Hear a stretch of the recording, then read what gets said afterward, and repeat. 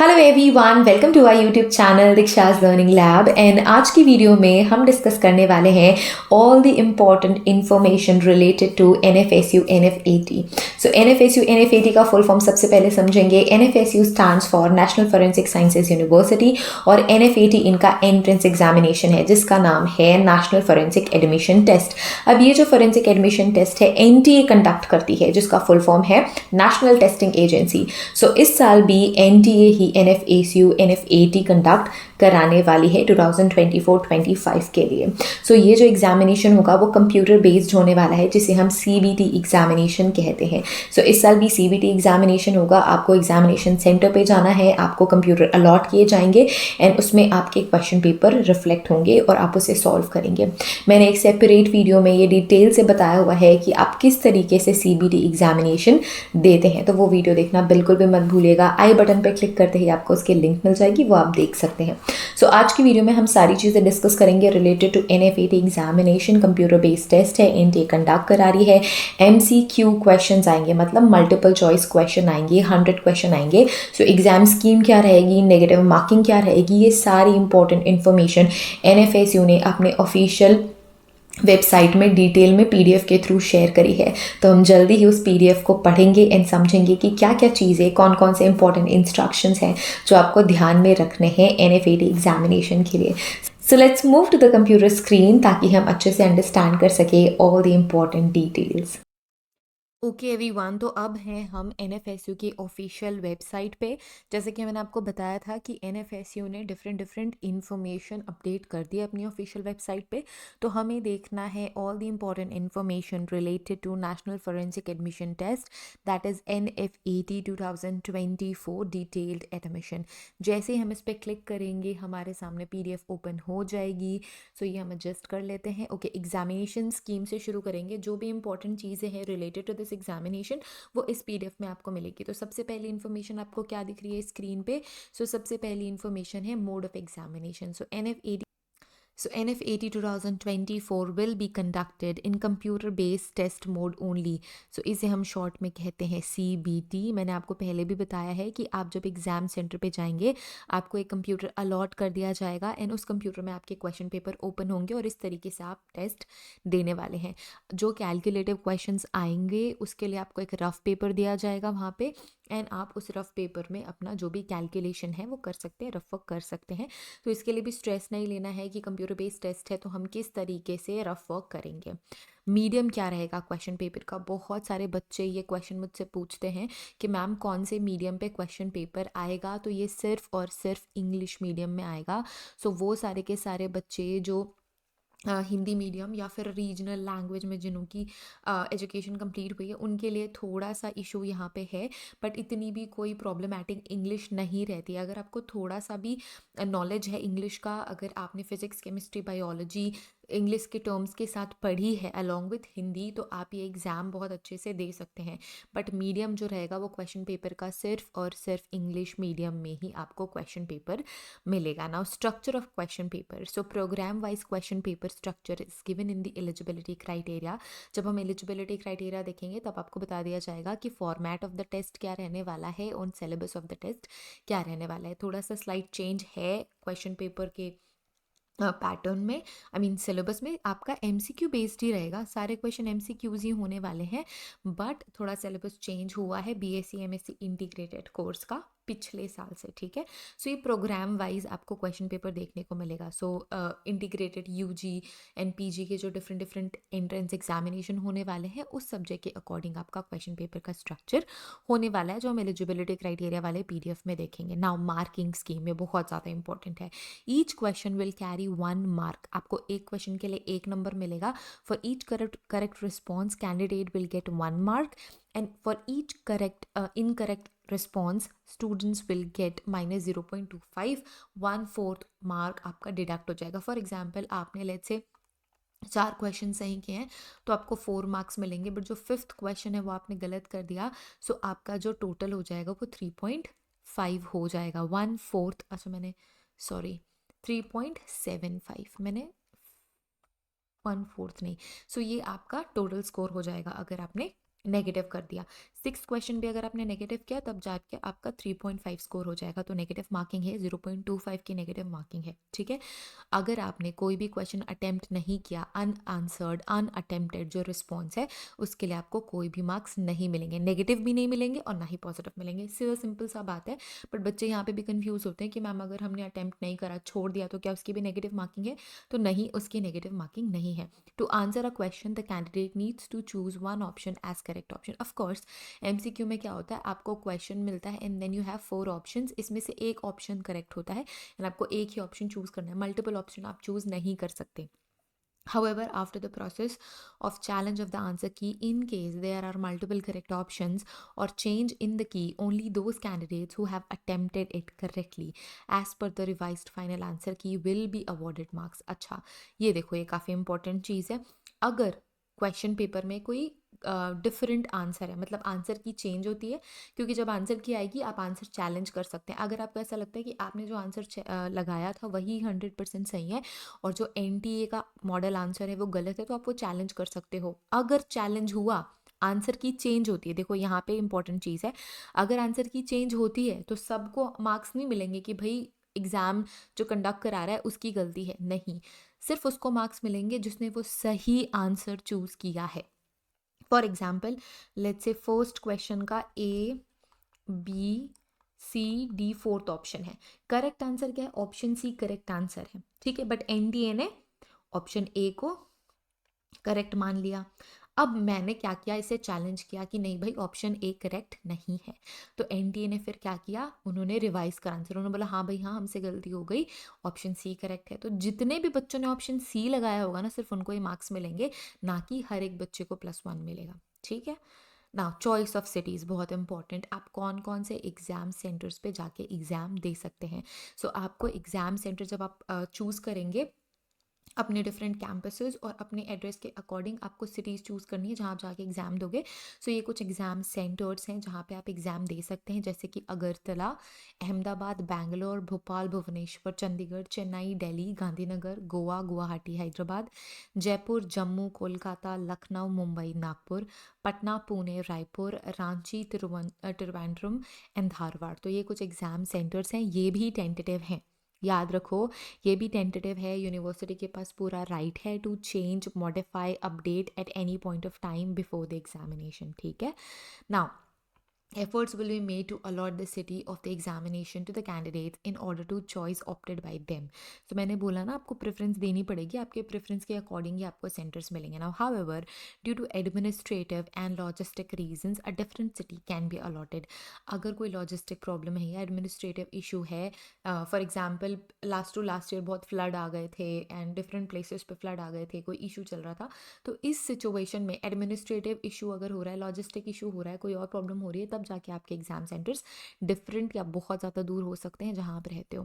Now in case there are very few candidates from a city, the NFSU reserves the right to merge cities. For example किसी एक particular place से बहुत ही कम students हैं, है ना, तो उसको मर्ज भी किया जा सकता है, 2-4 स्टूडेंट्स के लिए नए एग्जाम सेंटर्स नहीं बनेंगे। The decision of the NFSU regarding the allotment of the city center shall be final. No further correspondence or request shall be entertained in such a case. So अगर आपको NFSU ने कोई centre दे दिया है तो आप उसे चेंज नहीं करा सकते, कोई भी रिक्वेस्ट एंटरटेन नहीं करी जाएगी। जो आपको सेंटर मिल गया एग्जाम का, that will be final. While filling up the online application form, candidate should select one city as their choice, as the choice of city for the test center as of their choices. आप एक ही city choose कर सकते हो as your preference. NFSU will not be responsible for any inconvenience due to incorrect selection of cities by the candidate. अगर आप incorrect cities choose करते हो तो NFSU responsible नहीं होगा. Allotment of centers will be done mostly in one of the preferred cities for the candidates and there will be no human intervention, ठीक है। जो अलॉटमेंट है आपके सिटीज़ का, सेंटर का, वो आपके प्रेफर्ड सिटीज़ के अकॉर्डिंग ही होगा। नाउ एडमिट कार्ड की अगर हम बात करें तो ई एडमिट कार्ड आएगा। E admit card would be issued provisionally to the candidates through NFSU website. इस वेबसाइट में आपको इशू कर दिया जाएगा। Now subject to the fulfilment of the eligibility conditions and receipt of the prescribed application fee by the NFSU, the candidate have to download the admit card from NFSU website The candidate will appear in the examination at the given center on the date of the examination and shift as indicated in the admit card. No intimation regarding the release of admit card will be sent through email. So mail के थ्रू कोई भी intimation आपको नहीं होगा, आपको बार बार NFSU के वेबसाइट में चेक करना पड़ेगा. No candidates will be allowed to appear in the examination centre on the date and shift other than allotted to him और हर. आपको जो अलॉट किया गया है उसी टाइम पे उसी शिफ्ट पे आप एग्जाम सेंटर पे पहुंचते हो तो पेपर दे पाओगे, नहीं तो नहीं दे पाओगे. There will be no reexamination. चाहे आपका कोई भी इशू हो, कितना भी बड़ा इशू हो, अगर आपने एग्जाम मिस कर दी, there will be no re-examination for any candidate. In case a candidate is unable to download his or her admit card from the website, now she should approach NFSU through email or admission portal ticket generation. अगर आपको admit card download करने में issue आ रहा है या कोई भी issue आ रहा है थ्रू आउट योर एग्जामिनेशन तक पहुंचने के प्रोसेस में, तो आप NFSU को मेल कर सकते हैं और अपना टिकट रेज कर सकते हैं कि हमें XYZ इशू आ रही है. Now, the candidates are advised to read the instruction on the admit card carefully and strictly follow them during the examination. आपको बहुत ध्यान से अपना सारे इंस्ट्रक्शंस पढ़ने हैं भाई. एडमिट कार्ड के भी कोई भी इंस्ट्रक्शन मत छोड़ना, गलती गड़बड़ हो जाती है बच्चों से. In case of any discrepancy in the particulars of the candidate or his or her photograph or signature shown in the e-admit card and confirmation page, the candidates may immediately approach NFSU helpline between 10 to 5 p.m. In such a case, the candidate would appear in the examination with the already downloaded admit card. However, NFSU will take necessary action to make correction in the record later. अब यहाँ पे एक important चीज़ है, आपको अपनी side से सारी information सही भरनी है. अगर आप एडमिट कार्ड डाउनलोड कर रहे हो, उसमें अगर कोई गड़बड़ आती है, इर्रिस्पेक्टिव ऑफ आपने सारी इन्फॉर्मेशन सही दी है, तब जाके NFSU रिस्पॉन्सिबिलिटी लेगा. आपने जो एडमिट कार्ड डाउनलोड करा है वो आपको यूज़ करना है, एंड जो भी इसे करेक्शन के लिए जो भी नेसेसरी एक्शन होगा वो NFSU लेगा. बट आपको NFSU को बताना पड़ेगा in the helpline number between 10 to 5 p.m. ठीक है. Now the timing of downloading the admit card for exam will be announced in the website. कुछ notes हैं. The candidates may please know the admit card will not be sent by the post or email. Post email से नहीं आएगा. In no case the duplicate admit card of NFSU NF80 2024 would be issued at the examination center. अगर आप अपने examination centre में किसी भी problem की वजह से एडमिट कार्ड लेके नहीं पहुंच रहे हैं तो आपको कोई भी डुप्लीकेट एडमिट कार्ड इशू नहीं किया जाएगा. The candidate must not mutilate the admit card or change any entry made therein. आपको कुछ भी चेंजेस नहीं करने हैं, अदरवाइज आपको एग्जाम में बैठने नहीं दिया जाएगा. Candidates are advise to preserve their admit card in good condition for future reference. तो फ्यूचर में भी आपको एडमिट कार्ड का कुछ काम पड़ सकता है टिल योर एडमिशन प्रोसेस, तो उसे आपको संभाल के रखना है. ऐसा नहीं पेपर दे के आगे यूं ही फेंक दिया, कहीं पे भी पड़ा हुआ है आपका admit card. No admit card shall be issued to the candidates whose application are found to be incomplete for any reason. अगर आपने फॉर्म फिल करा है, किसी भी तरीके की कोई मिसिंग इन्फॉर्मेशन अगर आपके फॉर्म में है तो आपका एडमिट कार्ड जनरेट नहीं होगा. इसी वजह से मैं बार बार आप सभी को कह रही हूँ कि जब भी एप्लीकेशन फॉर्म फिल करो सारी डिटेल्ड डबल क्रॉस चेक करके ही आपको फिल करनी है. एक बारी फिल कर दो एंड फिल अगर कर दी तो हड़बड़ी मत करो कि सबमिट करूँ फ़ी पे करूँ अपना काम निपटाऊँ. नहीं, आपको क्रॉस चेक करना है. If you are like really serious for the examination आपको डबल चेक तो करना ही है. ठीक है. Issue the admit card, however, shall not necessarily mean acceptance of eligibility, which shall be further scrutinized at the subsequent stages of the admission process.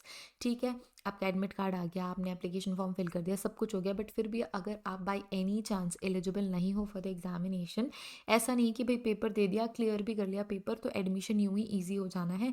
Different stages पे आपकी eligibility check करी जाएगी. If you are not eligible, if you are ineligible, then आपको वहाँ से क्या कर दिया जाएगा, bye bye. If the name has been changed due to events such as marriage, candidate must show the relevant document at the time of exam, marriage certificate, divorce, degree, legal name change document, etc. etc. आपके life में कुछ भी event हो रहा है and because of that event आपका नाम वाम चेंज हो रहा है तो आपको अपने नेम चेंज करने के सपोर्ट में पॉसिबल सर्टिफिकेट्स शो करने पड़ेंगे. Very important, schedule of the examination. Date क्या बताई है हमारे एनएफएसयू ने, 15 से 16 जून के बीच में आपका एग्जामिनेशन होने वाला है। अगेन आई एम रिपीटिंग, ये डेट्स टेंटेटिव है। रिस्पॉन्स जो चेंज करने का जो पावर है वो एनएफएसयू के पास है। It can be modified, changed eight any point of time if necessary. Mode of examination CBT होने वाला है। शिफ्ट क्या रहेगी, 3 शिफ्ट रहेंगे। आपको आपके एडमिट कार्ड में पता चल जाएगा कि आपका कौन सा शिफ्ट है। 1.5 घंटे का पेपर होने वाला है, ऑलमोस्ट 1 आवर 30 मिनट्स, मतलब 90 मिनट्स टोटल। 1 घंटा 30 मिनट आपको मिलेगा। सो 10 बजे से पेपर जो शुरू होगा वो 11:30 तक चलेगा। 1 बजे जो पेपर शुरू होगा वो 2:30 बजे तक चलेगा, मतलब 2:30 तक। एंड शिफ्ट जो थर्ड है वो 4 से 5:30 तक चलेगा। ठीक है, so these are the 3 shift. Okay okay, compensatory time for the PWBD candidates for 30 minutes. जो PWBD कैंडिडेट्स हैं, मतलब फिजिकली डिसेबल्ड कैंडिडेट्स, उनको 30 मिनट 30 मिनट्स एक्स्ट्रा भी दिए जाएंगे। अब एग्जामिनेशन हॉल में आपको टाइम से पहले एंटर करना है। ठीक है, आपको लॉगिन कर लेना है टाइम से पहले। जैसे आप जाओगे आपको आपका KYC होगा एंड आपको कंप्यूटर अलॉट करे जाएंगे। तो कंप्यूटर अलॉट ऐसा नहीं कि बिल्कुल एग्जाम टाइमिंग में पहुंच रहे हो कि एग्जाम सेंटर में फिर घुस ही नहीं पाए, क्योंकि आपको टाइम से पहले आना है एंड आपको KYC करवाना है, आपको अपने सिस्टम में बैठना है, उसके बाद लॉगिन करना है। कई सारे प्रोसेसेस होते हैं, तो आपको अपने एग्जैक्ट टाइम पे नहीं जाना है। जैसे 10 बजे पेपर है तो 10 बजे एग्जाम सेंटर में नहीं घुसना है। ठीक है, आपको कितने बजे पहुंच जाना है, 9 AM।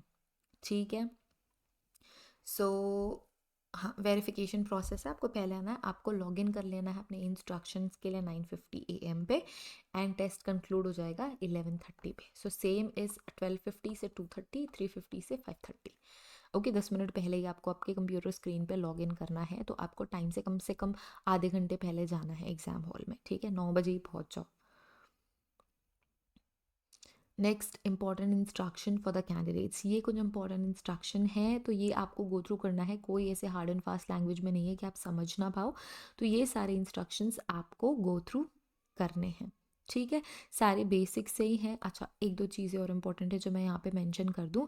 आपको क्या क्या लेके जाना है। Candidates must bring the following documents on the day of examination at the test centre. Examination centre में क्या क्या आपको लेके जाना है। सबसे पहले, print copy of admit card which is downloaded from the university's website, duly filled in. Passport size photograph, same that is uploaded in the online application form, pasting for the specific space in the attendance sheet during the examination. तो आपको आपकी passport size photograph लेके जानी है। ऐसा नहीं कि examination form में अलग ही फोटो लगा दिए और आप जो पासपोर्ट साइज फोटो लेके जा रहे हो वो अलग है। आपको सेम फोटो ही लेके जानी है, ये गलती मत करना। ठीक है, आपको आपका हार्ड कॉपी एडमिट कार्ड चाहिए, एक फ़ोटोग्राफ चाहिए, any one of the authorised photo ID. ठीक है, फ़ोटो आईडी लेके जाओ, ये ओरिजिनल होना चाहिए। चाहे आपका आधार कार्ड हो, कॉलेज यूनिवर्सिटी आइडेंटिटी कार्ड हो, पैन कार्ड हो, ड्राइविंग लाइसेंस हो, वोटर आईडी हो, पासपोर्ट हो, आधार कार्ड हो जिसमें फ़ोटोग्राफ हो। ठीक है, सो ये सारी चीज़ें आप लेके जा सकते हो। राशन कार्ड लेके जा सकते हो विद अ फोटोग्राफ। बैंक की पासबुक लेके जा सकते हो with a photograph. Photograph is really very important in your ID card as well. ठीक है, now PWBD candidate issue by the authorised medical officer if claiming the relaxation under PWBD category. अगर आप PWBD category में हो तो आपको medical officer के reference का एक सर्टिफिकेट लेके बैठना ही पड़ेगा अगर आप चाहते हो आपको रिलैक्सेशन मिले। ठीक है, आपको एक simple transparent ball point pen लेके जाना है फॉर द रफ वर्क। जो आपको शीट मिलेगी उसमें ताकि आप लिख सको। रफ वर्क कैसे करोगे, all calculation writing work is to be done only in the rough sheet which will be given in the exam centre. Exam hall में आपको मिलेगी। Completion of the test candidate must hand over a rough sheet to the invigilator on the duty in the exam hall. जब आपका paper finish हो जाएगा तो ऐसा नहीं है कि आप उस रफ पेपर को अपने साथ लेके जा सकते हो, वो भी आपको एग्जाम सेंटर में ही सबमिट करना पड़ेगा। ये कुछ इंपॉर्टेंट इन्फॉर्मेशन है रिलेटेड टू अनफेयर मीन्स। आप चीटिंग चूटिंग नहीं कर सकते, नहीं ही करना है, क्योंकि बच्चे सारे अपना पेपर देने में ही बिजी रहेंगे। आप किसी को डिस्टर्ब भी क्यों करो, है ना। That is my point of like view कि आपको किसी को डिस्टर्ब नहीं करना चाहिए। आप अपनी प्रिपरेशन अच्छी रख के चलो कि आपको ना तो किसी से कुछ पूछना पड़े और आप खुद भी डिस्टर्ब ना हो, है ना। अब आप सोचो आप अपना पेपर पूरे पूरे कॉन्सेंट्रेशन से सॉल्व कर रहे हो, आपके आजू बाजू वाले आपको बोल रहे हैं यार आंसर बता दे, ये बता दे, वो बता दे, इशारे कर दे, आप भी डिस्टर्ब हो जाओगे, आपका कॉन्सेंट्रेशन भी हिल जाएगा, है ना। सो आपको भी ऐसा नहीं करना है, एंड अगर कोई आपके साथ ऐसा कर रहा है तो जस्ट से देम कि don't disturb me, let me do my paper. आपको प्रिपरेशन करनी। अच्छा, और अगर आप प्रिपरेशन कर रहे हैं NFSU NF80 के लिए तो आप हमारी क्लासेस ज्वाइन कर सकते हैं। हमारी क्लासेस एप्लीकेशन में चलती है, जिसकी लिंक आपको डिस्क्रिप्शन में मिल जाएगी। हमारी क्लासेस में आप सारा का सारा NFSU NF80 का सिलेबस कवर कर सकते हैं विथ वीडियो लेक्चर। एक वीक में एक लाइव हम क्लासेस कराते हैं, so we can interact there. आपको PDF नोट्स मिल जाएंगे, ठीक है, PDF नोट्स मिल जाएंगे, PDF मिल जाएंगे, क्लासेस हो जाएंगी। इसके अलावा सैम्पल MCQs आपको मिल जाएंगे जो कि बहुत हेल्प करेंगे आपके एग्ज़ाम के लिए। मॉक टेस्ट मिल जाएगा जिससे कि आपका 100% प्रिपरेशन हो जाएगा। So everything is available in our application. So अगर आप NFSU NF80 UG PG के लिए प्रिपेयर कर रहे हैं, so you can join our respective courses. मैं लिंक डिस्क्रिप्शन में डाल दूंगी UG PG दोनों के लिए, तो आप वो क्लासेस ज्वाइन कर सकते हैं। अच्छा, ये कुछ पनिशमेंट है अगर आपने अनफेयर मीन्स कर दिया, ठीक है। आपने अगर आप कोई पर्ची ले गए, आपने चीटिंग करी, आप पकड़े गए, तो आपको पनिशमेंट में मिलेगी। ऑफ कोर्स भूल जाओ फिर एडमिशन NFSU में। The result of NFSU NF80 of the candidates who indulge in unfair means practice will be cancelled. हाँ, of course cancellation of the result हो जाएगा। डिस्प्ले ऑफ आंसर की एंड चैलेंज। अगर आपको आंसर की में कोई भी क्वेश्चन चैलेंज करना है तो 200 रुपीज़ पर क्वेश्चन लगेगा।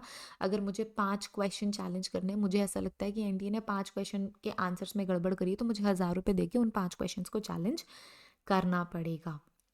Only paid challenges made during stipulated time through key challenge link will be considered, ठीक है। तो ये चैलेंज आंसर की चैलेंज करने से रिलेटेड इन्फॉर्मेशन है। Display of the recorded response, ये भी आपको NFS की ऑफिशियल वेबसाइट पे जो भी चेंजेस होंगे वो चलेगा। Okay, marking scheme of multiple choice question, तो ये मैंने बताया हुआ है। एक नंबर के लिए +1, एक नेगेटिव मार्किंग के लिए 0.25, अनआंसर्ड के लिए 0। If more than one option is found to be correct then +1 will be awarded to only those who have mark the any of the option, ठीक है। अगर 2 ऑप्शन सही है, मतलब A भी सही है और D भी सही है, तो वो बच्चे जिन्होंने A को लगाया उनको भी नंबर मिल जाएगा, D को लगाया उनको भी नंबर मिल जाएगा। अगर आपने BC चुना है तो फिर तो आपको कुछ भी नहीं मिलेगा, ठीक है। If all options found to be corrected then +1 mark will be awarded to all the attempted question. मैंने अटेम्प्ट अगर उसको नहीं करा तो फिर मुझे नहीं मिलेगा ना, तो ये कुछ इम्पोर्टेंट है। Now NF80 2024 score for the admission. Now NF80 2024 will be valid for the admission of academic year 2024-25. Evaluation of multiple choice question of all the test paper will be carried out using final answer key, and actual marks obtained by the candidate will be considered further for the computation of the result, ठीक है। Re-evaluation, re-checking, there will be no re-evaluation, no re-checking. आप सिर्फ answer challenge कर सकते हो, ठीक है। Now merely appearing in NFSU NF80 2024 does not confer any right to the candidate for the admission in NFSU। आपको क्लियर करना पड़ेगा, ठीक है। The selection and admission would be subject to fulfilling the admission criteria, eligibility, rank in the merit list, medical fitness, verification of original documents, such criteria as may be prescribed by the NFSU the candidate is applying for it, ठीक है। आपके सारे verification होंगे फिर ये admission होगा। ऐसा नहीं कि एग्ज़ाम में बैठ गए तो एडमिशन मिल गया, और अगर आप क्लियर भी कर रहे हो, क्रैक भी कर रहे हो एग्जामिनेशन, आपका मेरिट लिस्ट में नाम भी आ गया, बट ऑल फर्दर आपके डॉक्यूमेंट वेरिफिकेशन होंगे, उसके बाद ही एडमिशन होगा। Admission are handle at the level of the school of their respective programmes. जिस भी प्रोग्राम के लिए आप अप्लाई कर रहे हो उस रिस्पेक्टिव स्कूल में आपके सारे एडमिशन प्रोसेस हैंडल करे जाएंगे। Now after the declaration of NF80 result, the respective school will declare the counseling admission schedule and merit list based on the result of the examination. Okay, now legal jurisdiction की information है, correspondence with NFSU, ये कुछ important information है जो आप go through कर सकते हो। बाकी तो हमने सारे के सारे बाकी सारी की सारी इन्फॉर्मेशन गो थ्रू कर ली। यहाँ पे नंबर ऑफ क्वेश्चन डिक्लेयर नहीं करा गया, स्पेसिफिकली लिख के नहीं बताया गया है, but 100 questions will be there for the examination, ठीक है। तो आपको 100 क्वेश्चंस हैंडल करने रहेंगे। So this is all about for the examination scheme of NFSU NF80 everyone. NFSU NF80 तो ये सारी इन्फॉर्मेशन एनएफएसयू ने हमें बताई with the help of PDF. ये पीडीएफ मैं टेलीग्राम ग्रुप में भी सेंड कर दूंगी, अदरवाइज आप एनएफएसयू के ऑफिशियल वेबसाइट पे भी जाके एक क्लिक में डाउनलोड कर सकते हो। Okay, so in the next video we will discuss how to fulfill the application form step by step। ये भी NFSU ने बताया है, और हम eligibility criteria syllabus में क्या change है ये भी आज की next video में देख लेंगे। Okay, so thank you so much everyone for watching this video. Have a great day ahead, take care of yourselves and see you guys in the next video, and don't forget to join our classes to prepare for your NFSU examination. So see you guys there, bye.